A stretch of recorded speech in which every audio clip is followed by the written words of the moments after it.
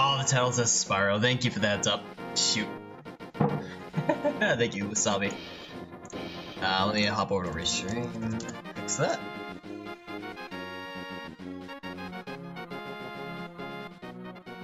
I think just yesterday I was lecturing you on how to always properly change the title. And then I forgot to do it this time.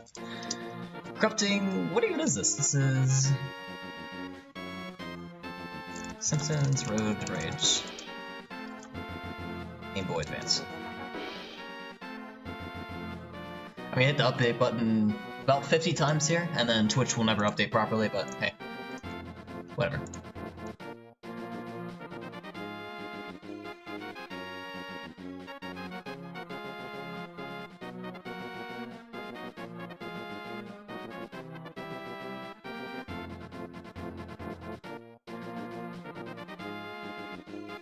I hope that didn't send out a notification every time. That still says Spyro. Oh man. Come on, Twitch.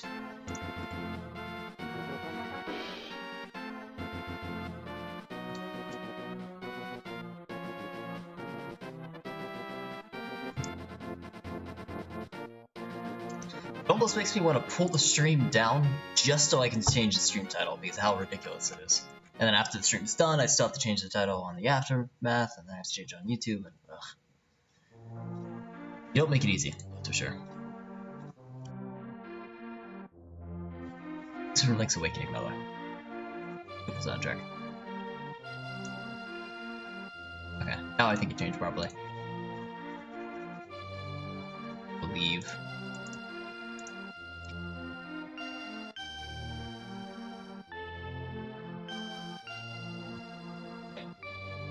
We're in business.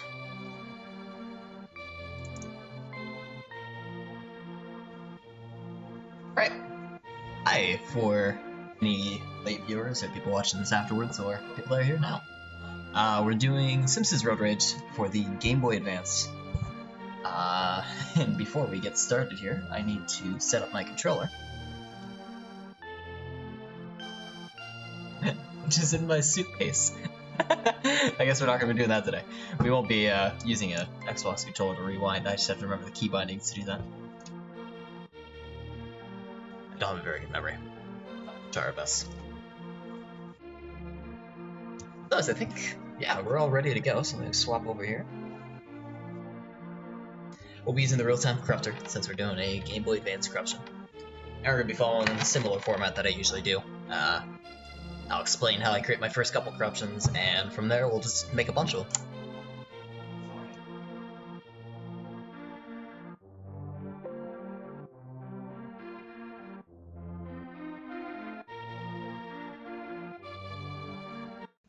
I have a weird problem whenever I open YouTube and I go for the sound icon to lower it, YouTube crashes.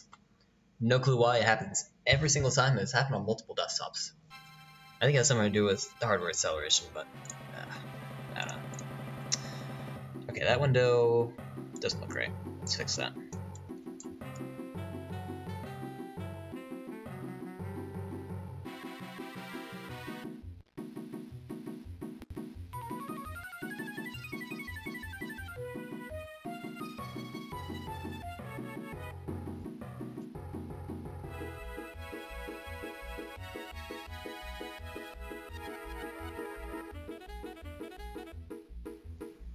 Is that all correct?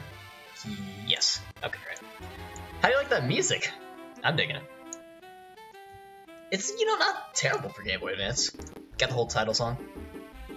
I don't have a save state. Otherwise, I would have all characters unlocked, have all levels unlocked just to test them out. I didn't think to grab one. He'll just doing basic stuff right now. That's still cut off, isn't it? Shoot, let me fix that.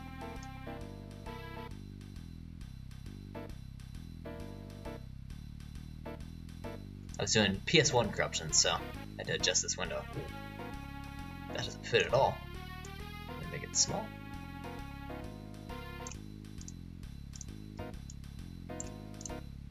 Okay, I think that's right. Oh no, bottom of the screen. Shoot. There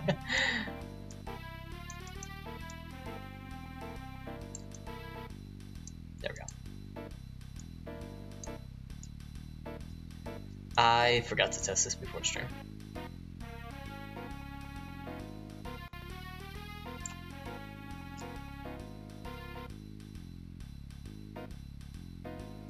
Okay.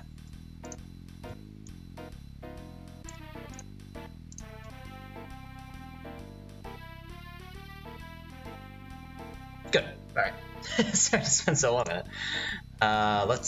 We're just gonna do a Sunday drive to start off with. Whenever I played Road Rage, I used to love playing Road Rage when I was a kid. I had friends who'd always do Grandpa. I would always do Bart. I liked Lisa's too, because it was like an electric car, which is kind of cool. It had cool sounds to it. I always did Bart. I always stick with Bart. And we only have, I think, Evergreen unlocked. All these other guys, yeah. No luck on any of that. We'll just do Evergreen. As soon as we start, I'm gonna pause it here real quick. Okay. So I'm gonna make a save state here. If you're unfamiliar with how a save state works, I could just go back in time and load the same spot over and over again like that. And we use save states to create corruptions. What we do is we create a bunch of memory writes, meaning we change the values that the memory in the game uses, and we package that into something called a blast layer, and we apply that blast layer to our save state. And I'll show you all that and what it means once we get started. However, first, I'd like to do a little bit of prototyping to figure out which memory domains we can corrupt in order to create interesting corruptions. And to do that, we have a bunch of memory domains available to us. They're all listed in this table here. And the Game Boy Advance, we have a lot more to mess with. We have IWRAM, EWRAM, both of which we have to do fairly low intensity to mess with, and we'll mess with those for sure. We can mess with the BIOS of the Game Boy Color, the Game Boy Advance, which may not work too well, so we might not mess with that. We can mess with if the game uses a palette, in the sense that it would be saved in this memory location within predefined terms. We can corrupt that segment.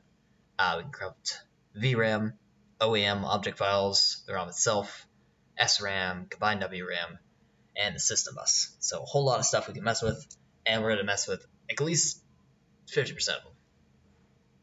So starting off, I'm going to disable all these by unselecting them, and we're just going to mess with IWRAM.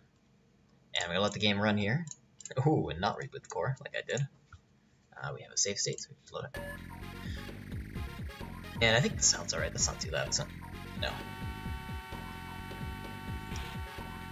This is great. Love it.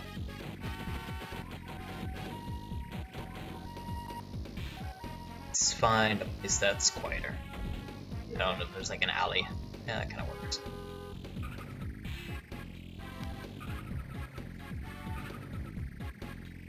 Okay, let's make a save state here instead, so we don't have cars honking at us all the time. Alright. And now I'm gonna, you can't see this button, I should actually throw this on my, the right toolbar there, but I'm gonna hit manual blast, which will apply just one memory write, just one memory corruption. It will choose a random source address within memory, and that memory has a parameter value. Say we choose source address 8, and that has a parameter 9 for some reason. We can change the value that's at that source address to something like 53, just to mess with it.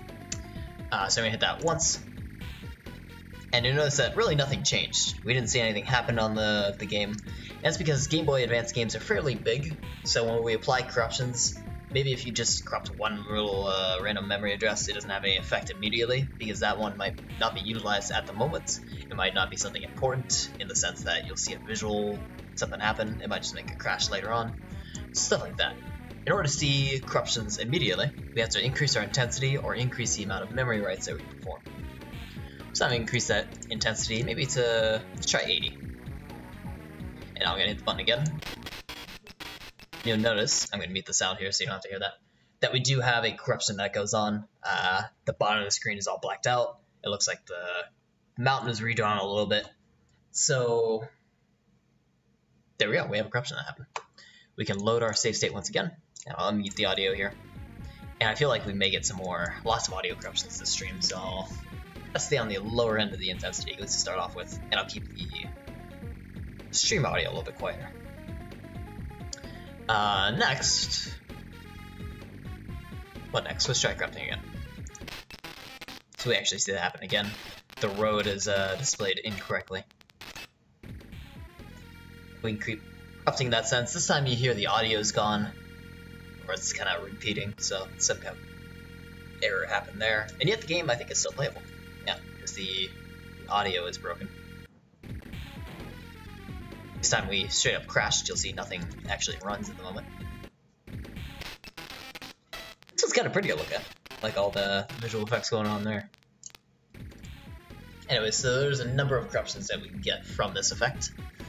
Next, let's mess with EWRAM, which I think this is internal RAM and external RAM. I'm not sure the exact specifics on that, but here's external RAM, which we might need a higher intensity for, because I'm not seeing any effects. So let's bring the intensity up to 500. And now we're seeing some stuff. I didn't realize it crashed, so let's try that again. I have some like little particles on screen, but it doesn't seem to actually be affecting the game so much. Maybe it's the there's a crash. Let's try very high intensity, like here. So it seems really just to be the sprite of the player that's being corrupted in a sense. So maybe that's where all the other players are stored, because there's a lot of choices. There's, I think, 16 choices of different cars you can do with different players. So maybe that's where that information is stored, because I don't see anything else really getting corrupted. Looks like there's a house on the road, for example, so that's something else that might be stored in external RAM. Not a whole lot, so we may not mess with that too much in terms of creating a stockpile corruption. Still kind of cool to look at and understand a little bit. Next we have the BIOS. I don't think this will produce any interesting results, but we can still try it. We'll do 1000 intensity. Gonna crash there. Crash. These are all actually very similar crashes, so we may only get that one effect. I'm gonna lower the intensity. Ooh, that's pretty sounding. The Game Boy Advance doesn't crash in very pretty ways. Like the SNES with the color. Anyways, there's BIOS. We can mess with that a tiny bit. Next we have Power RAM. Should be, if the game is utilizing a palette sort of this location, it would be changing colors or affecting something, but I'm not seeing any effects to the screen with Power RAM, and we have a very high intensity for Power RAM, so that's not being utilized, at least in this sense. The colors are being stored in a different fashion or in a different way. Next we have VRAM. VRAM I already know we won't be touching. The way that VRAM works is everything that you're seeing on screen right now is drawn to the screen, and if we manually blast VRAM a couple times, you'll notice that we kind of get these little artifacts on the screen. Oh, I forgot I had laundry. I should grab my laundry here in a moment. I'll do that in a second. Anyways, you'll notice that there's like little artifacts on the screen, and they kind of stick there. Like, you can't get rid of them. Always sort of there for some reason. So what VRAM is just affecting that specific pixel. It's forcing the value to change, and it won't let it change again. So now forever we have this sort of film on the top of our game, and it doesn't become that interesting, because the most interesting corruption you can get out of VRAM, and I'll show it now, is this. It's some culmination of just clown vomit everywhere, and no matter how many times you corrupt it in the sense, or no matter how long you leave the auto corruption going, it's always going to look this exact kind of way. And what it really does is it hides the actual mechanical corruptions or the actual the interesting stuff that's happening underneath this layer of film, because the game is still entirely playable with this film on top. It's just it looks kind of ugly. I usually don't touch VRAM. I usually it's sort of a more specialty corruption. If I have something chaotic going, I might throw a couple of VRAM corruptions on top of that to add to the chaos. But outside of that, I won't corrupt solely for the purpose of corrupting VRAM. And if I'm doing a multi-corruption, say where I select multiple fields like this, ooh, that's a bad idea. Like this, I won't include VRAM because that will just affect switch on to the screen, which isn't very interesting in the end. Anyway, so that's that. Next we have OAM, which is not being utilized. These are usually the sprites or objects within the game. And I'm hitting this a lot of times. I'm not seeing anything sort of flicker. Usually the sprites will flicker, meaning that you're affecting them only temporarily, and they'll reset to the original position, but I'm not even seeing that. So OAM is not being used in this sense. Next we have the ROM itself.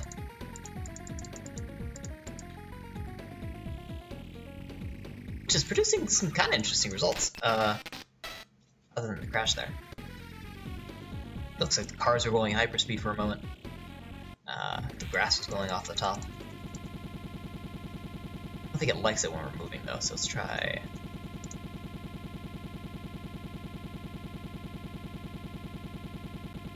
Well, yeah, so I'm allowed to close it without issue.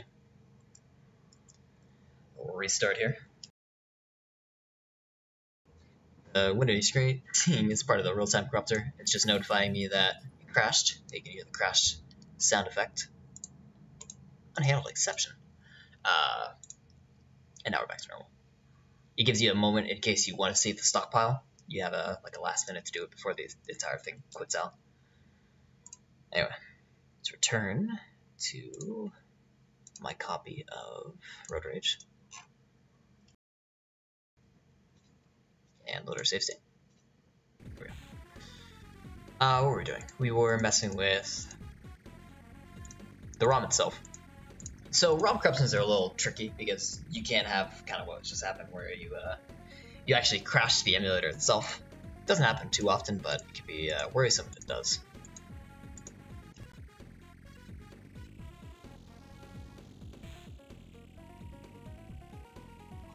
You know what I need to do is I need to reset.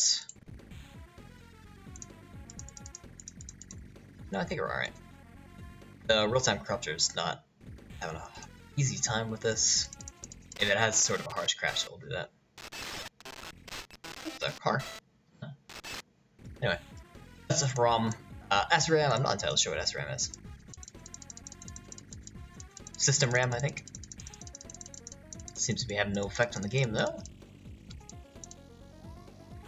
I think we'll leave that alone. Combined WRAM is just the internal and external put together. Ooh. Some wonderful sounding corruptions in this.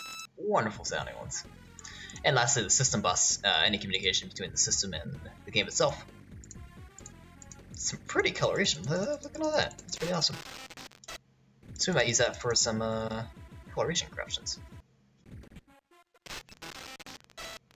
Anyways, without further ado, you've seen a lot of the game just kind of breaking, and you're not sure how you save that, or how do you make a stockpile, or anything like that. So I'll show you how to begin with that.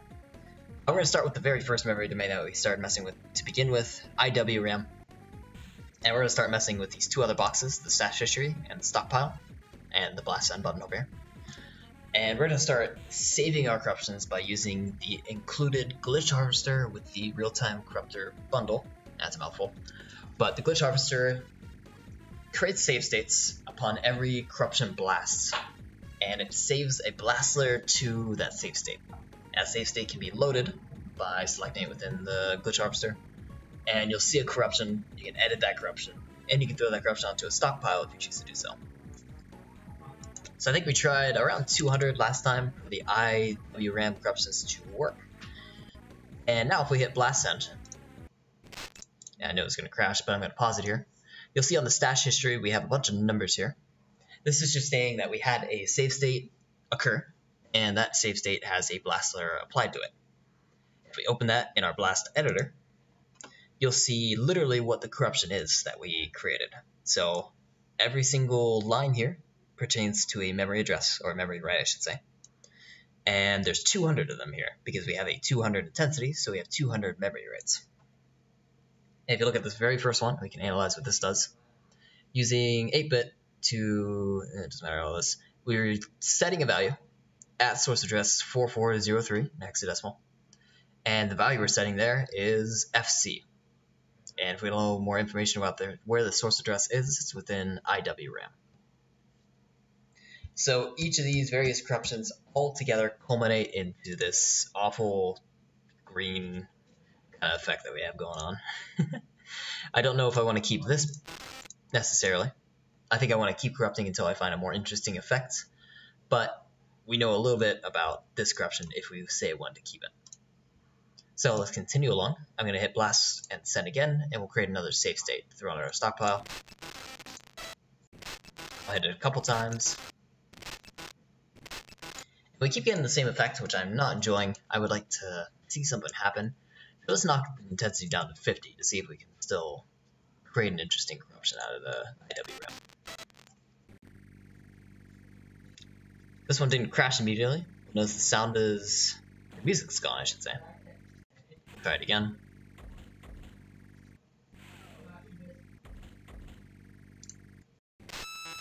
Whoa. I actually just learned what the center on a stash button is. I never knew what this button is. Center on a stash. That will just send the current running game to the stash with the applied class layer. It's useful because every once in a while I clear my history when I had an interesting corruption that I wanted to keep. Anyway. Continue along here. May not get any amazing corruptions out of IWRAM. As I remember from the prototyping, we didn't actually get anything interesting, we just crashed it a lot. And that seems to be the case thus far. Lots of crashes, without any mechanical glitches going on. The last one works. So say if we wanted to keep this one. It's not that interesting. Actually not interesting at all. I don't even want to keep this. It's not, it's not good. Let's continue along actually. I won't lower my standards for the first corruption.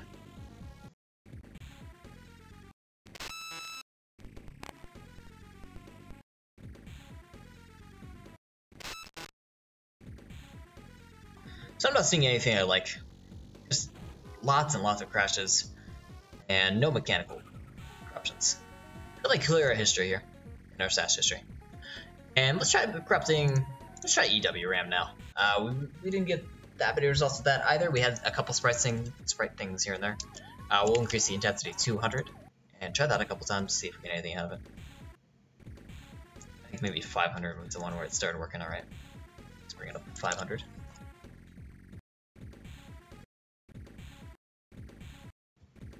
So this last one, not interesting, but there's a house. Ooh, it crashed. Let's say there's a house here that spawned, but we crashed almost instantly.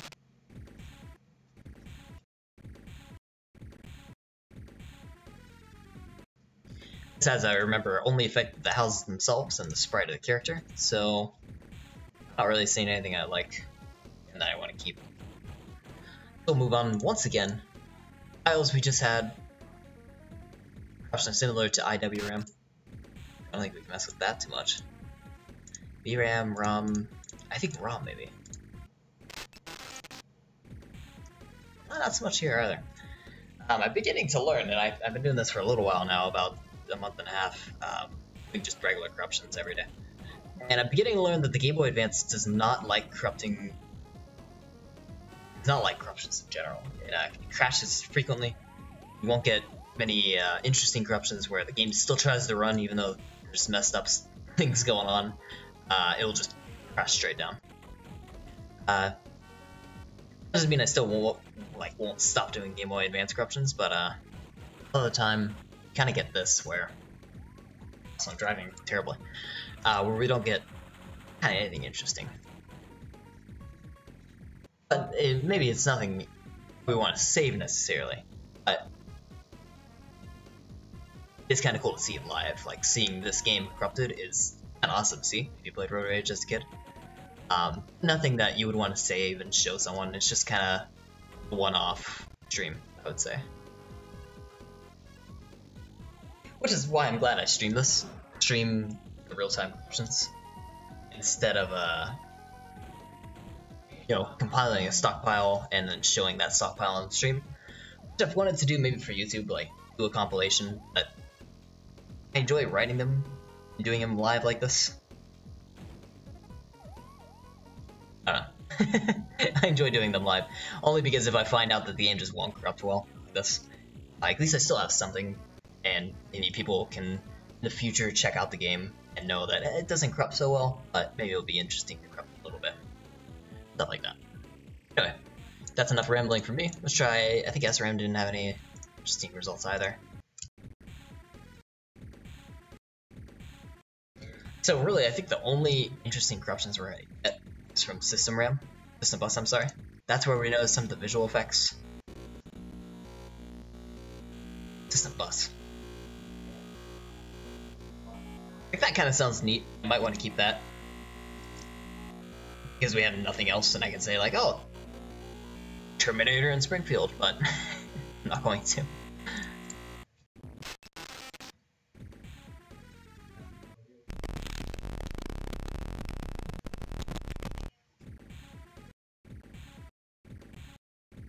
I don't think I have any other games ready to stream tonight either, so I might call it a short night. I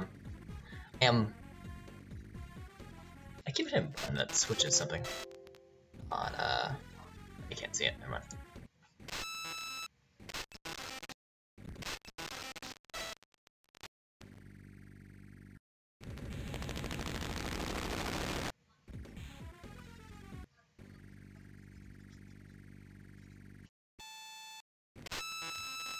This one, though it sounds terrible, it looks neat. I like that scrolling effect. As a one-off, let's try saving this, and I'll show you what it looks like to save a corruption. So first off, we're going to open this in the blast editor like we did before, where we visually see what the corruption is that we're creating. And we see, in this one, we have 500 memory writes, which is a whole lot of memory writes. We don't need that many.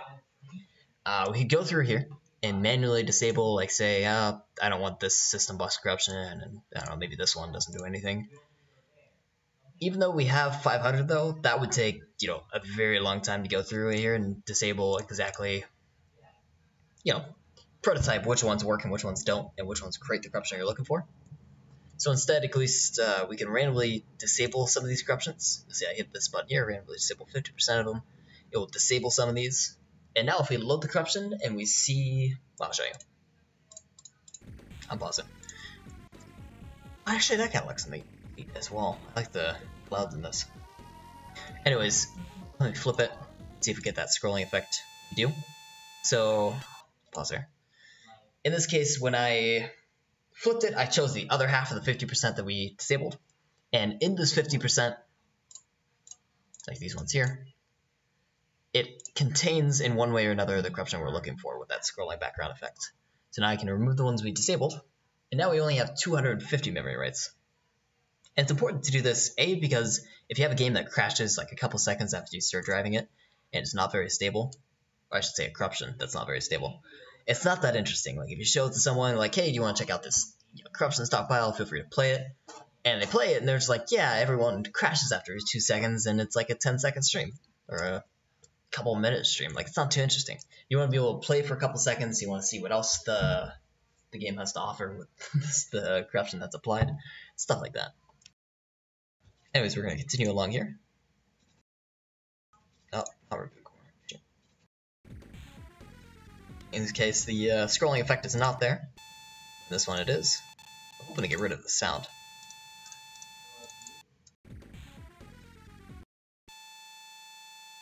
Let me mute it for you guys, just while I'm doing this. It sounds terrible.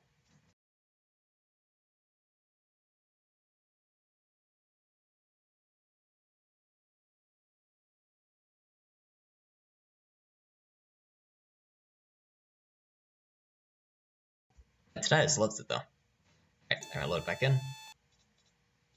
I don't think this is playable at all. Yeah, this is an actual crash.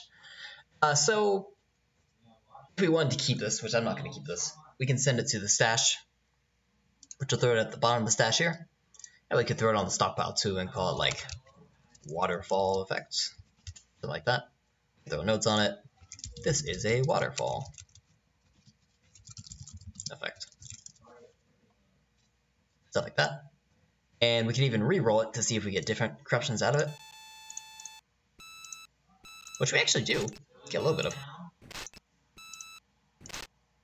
But nothing I really want to keep. So I'm going to remove that one. I don't think we're going to be saving any corruptions this evening from Simpsons, but still fun to play. We'll do a couple more here with the system bus. I think any of these other memory domains, though, they all crash. Unfortunately. That's kind of neat, like the coloration on board the car.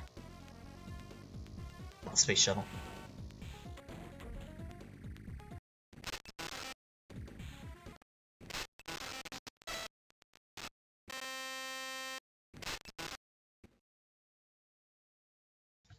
Sound, some coloration here and there.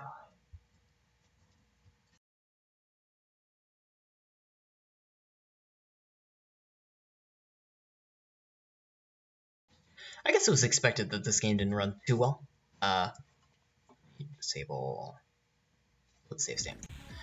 Only because normally, like, the interesting corruptions that we're looking for, they're mechanical ones, they're like stretchy model ones, and this model won't stretch because the model itself is a sprite. It's on screen that only has, you know, a couple movements left and right, and you don't see any other objects doing the same because they're also sprites. The whole 3D effect is sort of generated. Still very cool looking. This is Game Boy Color or Game Boy Advance. It's amazing looking for 3D effects. It's just too bad we didn't get any interesting corruptions out of it, but I guess it makes sense. It really is just a whole ton of sprites all put together. And an object moving around in them. I like that kind of distance effect though. You see that, let's see. I can't really see it here. So we need to turn around. When you see stuff in the distance, they're all kind of very small and far away. Then you come closer and they become a little bit bigger. Very cool. But that was a very short stream. I'm going to be calling it early here though, only because I need to get ready a flag, I got a pack and stuff like that. But expect more streams in the future. I'm going to be doing some more intense games, some more visually intense games, and processor intense games. And I'll see about on Black Friday getting a better rig, because streaming on a laptop is never fun. Anyway, pause it here. Pull up someone to host too. The least I could do is host someone on a day like this. I'll do some music too.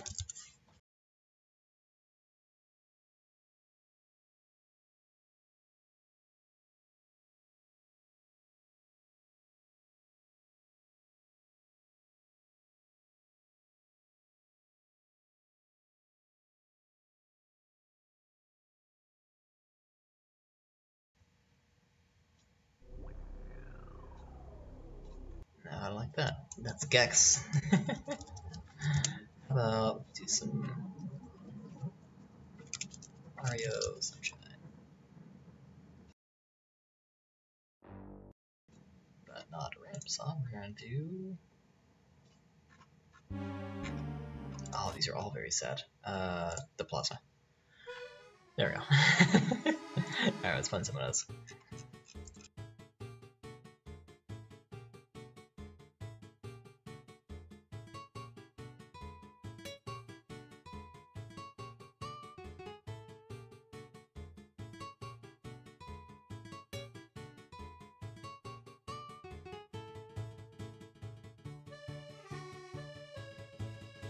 Actually found someone to host almost right away. I usually take a little bit to do that. But yeah.